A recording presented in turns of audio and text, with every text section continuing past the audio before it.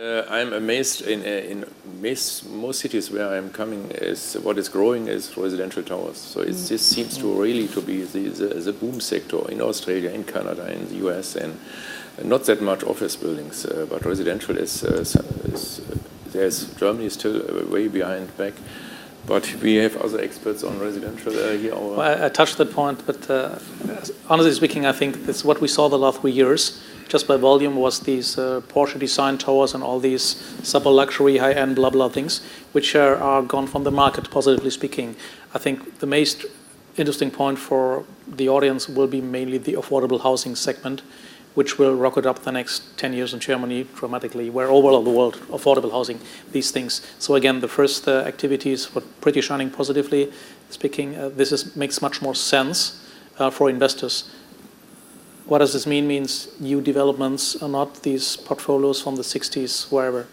Don't get me wrong, makes sense from a leverage or whatever, but I think what we see looking in the expectations from energy, educational, energy things, NF and whatever, what comes, which we know already, it would really make no sense at this stage to buy large existing 45-year-old portfolios in my little world, to be honest. And this again. From my experience, it's continuing almost at every level, from the strategic investors, from the mere capital investors, and I see lately a lot of specialist investors who clearly look at third-tier residential locations and try to get such properties together, something we've also seen before, but very focused with a clear asset management perspective in places you wouldn't necessarily want to stay longer than an hour. This is, but with an existing and clear stability on inhabitants and perspective. This is what we service the last 6 months a lot. Also, that is in development. So I think residential is continuing, and if you compare to the last financial crunch, also an interesting term, to the financial crunch, that remained stable, apart from very few exceptions, even through such a phase. So from my point of view, there's some rationale in that continuing.